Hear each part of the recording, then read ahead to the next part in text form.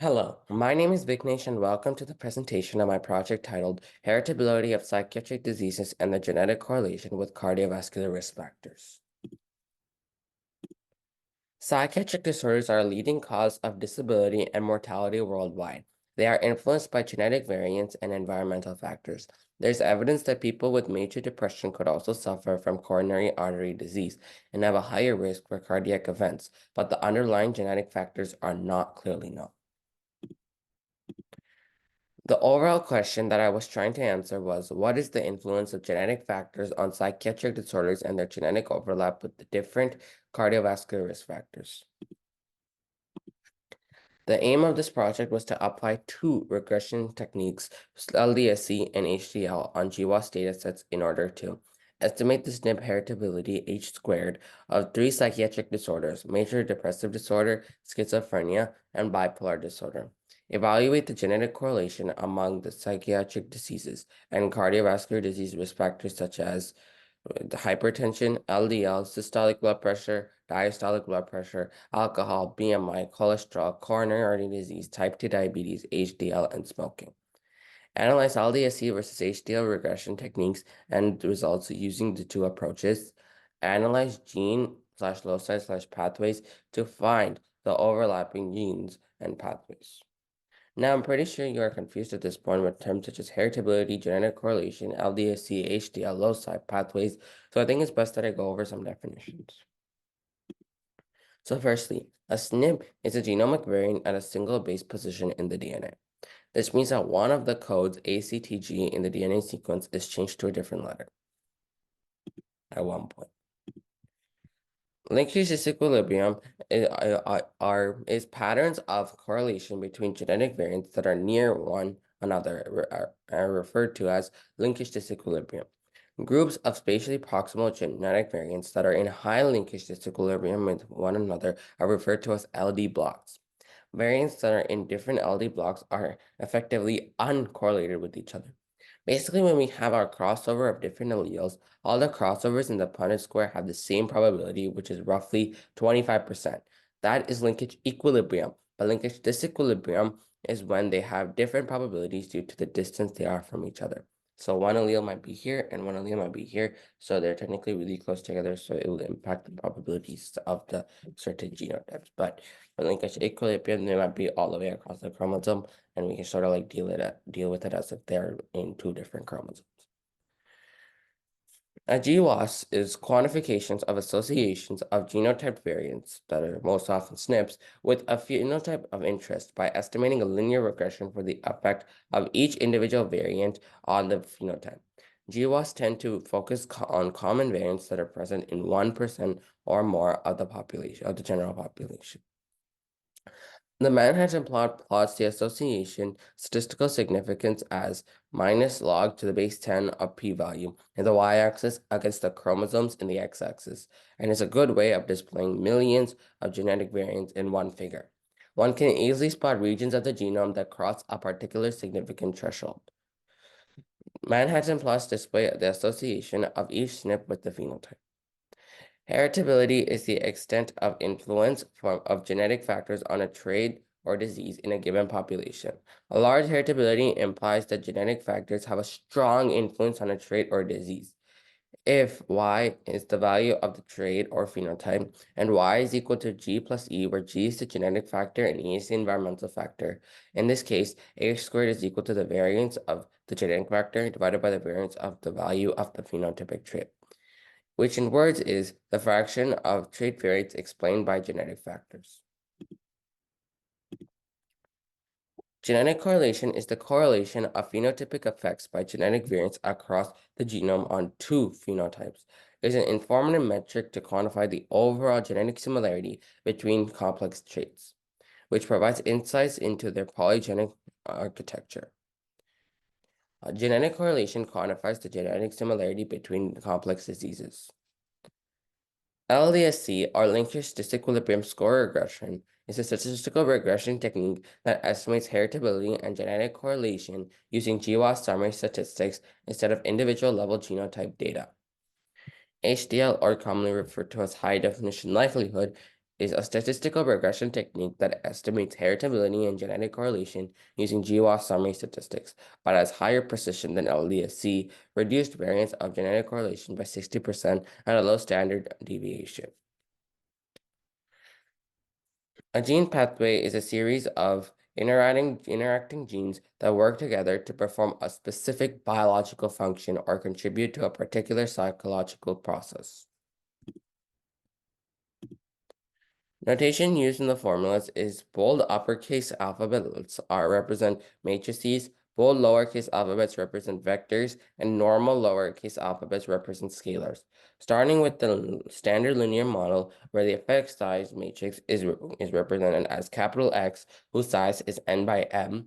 Genotype vector is represented as beta, whose size is m by 1. The size of the user phenotypes and epsilon vector is n by 1. These genetic effects are additive in nature. The z-score vector, which is a measure of the effect allele in relation to the phenotype, is calculated by performing the dot product of the transpose of each column of X matrix with the beta vector. The z-score vector is m by 1. So for the math of LDSC versus HDL, for both heritability and genetic correlation, the full LD and LD score matrices are used for HDL, and only their respective diagonal elements are used for LDSC. Some pros of HDL versus LDSC include that HDL has a higher precision than LDSC. HDL reduces variance of genetic correlation by 60% and gives better estimates of correlation with less standard deviation. Some of the cons include that HDL is more time-consuming due to increased calculations, so it is more calculation intensive.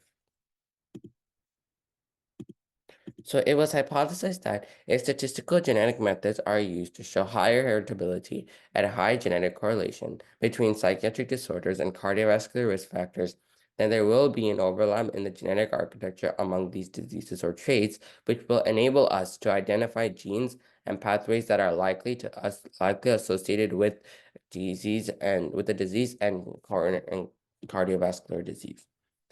Heritability is the proportion of influence from genetic variants, and higher heritability means a higher chance that a future generation will inherit the disease genetically. Genetic correlation is defined as the correlation of phenotypic effects by genetic variants across the genome on two phenotypes. High genetic correlation means there will be overlapping genes and a higher chance of co-occurrence of the two traits/diseases. So in order to perform this experiment, you need a laptop running Mac OS or Windows along with the software used. The software for LDSC is in the GitHub link of this presentation, and the software used for HDL is R package. R packages gave HDL, TopR, ggplot2, and gcore. Reactome pathway database is from the reactome.org website. The summary results for psychiatric disorders are from the PGC, also known as the Psychiatric Genomics Consortium, and the cardiovascular risk factors are from the UK Biobank. So first, start with LDSC base package and add the necessary code to compute the heritability and genetic correlation. Download GWAS summary statistics and the LD score from the various datasets. Convert to LDSC recognized format for each dataset. Estimate heritability of the diseases using the terminal for LDSC and RStudio or R for HDL. Next, compute genetic correlation between the psychiatric diseases and cardiovascular risk factors using terminal for LDSC and R for HDL. Next, run Manhattan plots for the psychiatric diseases and cardiovascular disease risk factors to determine overlapping genes. Next, run region plots for the overlapping genes. And finally, run gene pathway analysis using Reactome to determine genetic pathways for mapped genes. So now here's the data and results. So here is the heritability chart. So psychiatric diseases are highly heritable with a heritability that's greater than 0.5. So if we can see here, major depressive disorder has a heritability of roughly around 0.75. Over here has a roughly around like a 0.8-ish. Schizophrenia is like roughly around like a 0.7, and bipolar is greater than 0.5 here.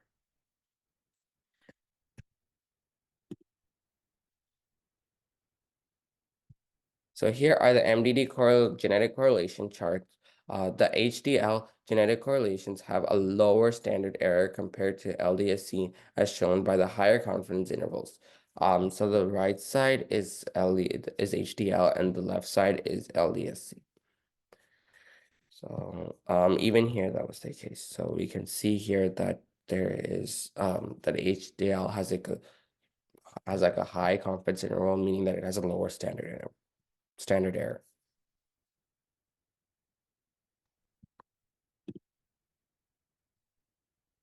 So MDD is highly correlated with the other psychiatric disorders such as schizophrenia and bipolar disease with a genetic correlation that's greater than 0.3. So if we look here, this is greater than 0. This is roughly around a 0.3 for bipolar. Schizophrenia is roughly around like a 0.45-ish.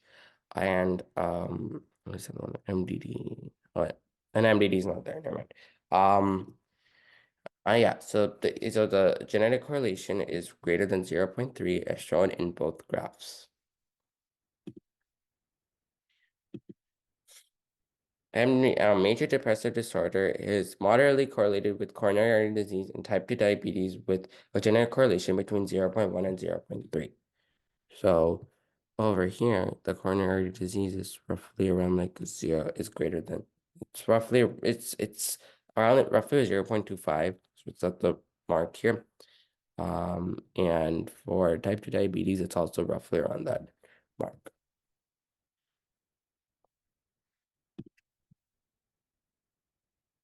So schizophrenia is highly correlated with major depressive disorder with a genetic correlation that's greater than 0.3.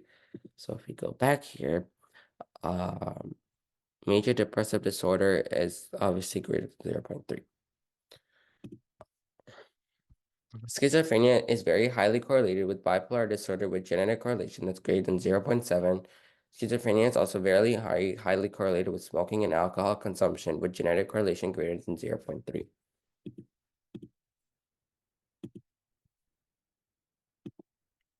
A bipolar disorder is very highly correlated with schizophrenia with genetic correlation that's greater than 0.7 and moderately correlated with major depressive disorder with genetic correlation that's greater than 0.3. Bipolar disorder is not correlated with most cardiovascular risk factors as they roughly are around 0 on the most part. So yeah, all those over here are all roughly around 0. And for, let's see, major depressive disorder is roughly around like a 0.3. Schizophrenia, it's like a 0.7, like really high. And coronary disease is not at all, like it's not at all correlated.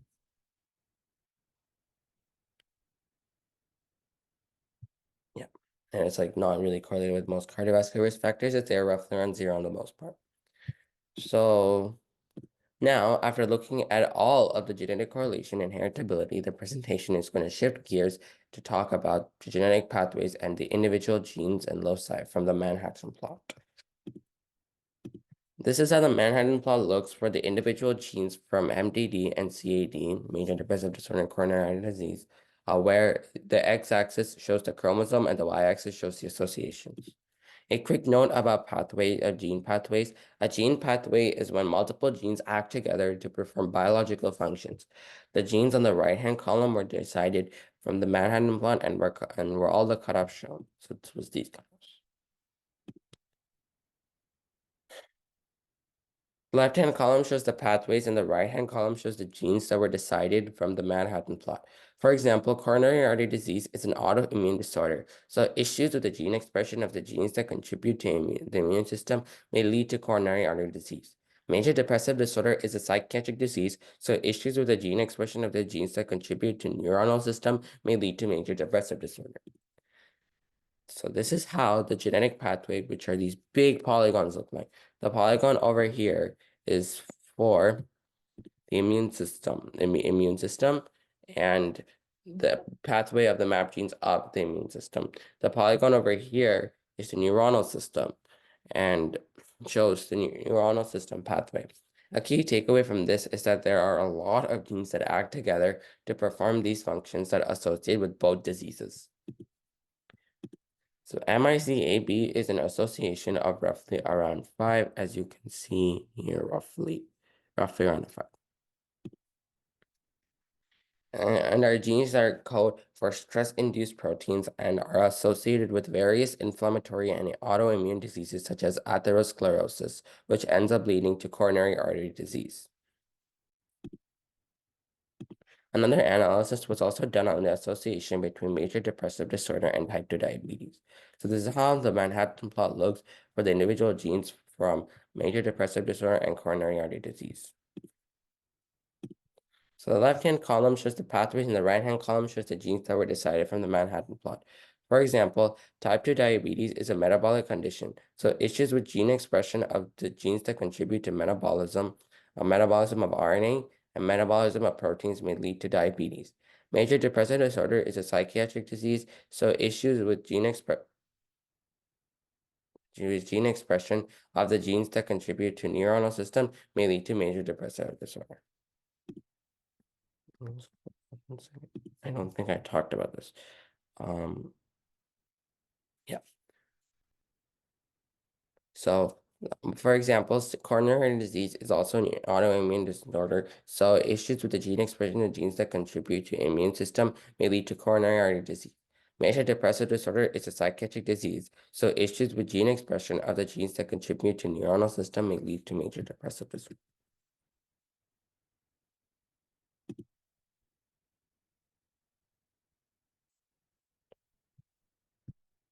The polygon over here shows the genes for the genetic pathway of metabolism. The polygon over here shows the genetic pathway for the neuronal system. And a key takeaway from this again is that there are a lot of genes that act together to perform these functions and that associate with both the diseases. So this is also the same for the major depressive disorder and coronary disease. The key takeaway from that also is that there are a lot of genes that act together to perform these functions that associate with both diseases. Wow, genetics is so cool. MICAB is also associated with major depressive disorder and type 2 diabetes.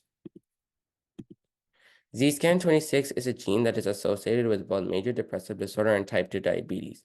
ZScan26 is a gene that regulates the production of insulin, which has direct correlation to diabetes, and diabetes is caused when the body doesn't produce insulin required to lower the body's blood sugar levels. The stem RS1936365 was also significantly associated with the mRNA expression of ZScan26, and the major depressive disorder risk alleles were associated with a higher gene expression of ZScan26. In conclusion, the aim of this project was to apply statistical genetics and gene pathway analysis to understand the genetic relationship between psychiatric disorders and cardiovascular risk factors. Results showed that HDL performed better than LDSC due to its low standard error. HDL, however, was computationally more intensive than compared to LDSC, as said before. Different genetic pathways show that there are quite different genes contribute to genetic overlap between major depressive disorder and coronary disease and major depressive disorder and type 2 diabetes through different genetic pathways, showing that there are quite a few genes that lead to the association of both the diseases. Results also suggest that screening could likely be recommended for individuals with family history of psychiatric disorders. People who got diagnosed with major depressive disorder could preferably be screened for coronary artery disease. Statistical genetics and gene pathway analysis will help give us insights into complex genetic relationships among diseases or traits. We now know that a large number of genetic variants influence multiple psychiatric disorders, cardiovascular diseases, and traits. However, the biological consequences of these genetic variants are still being researched. Genetic research holds promise of improving mental health and care through improved diagnostic accuracy and precision medicine discovery. Discoveries in this field will continue to happen. At this point, I would like to thank my mentor, Mr. Connor Duffy, for his guidance while I was doing the project. Also, I would like to thank you all for listening to my presentation, and I hope you got fascinated seeing the spectacular world of genetics. Thank you so much.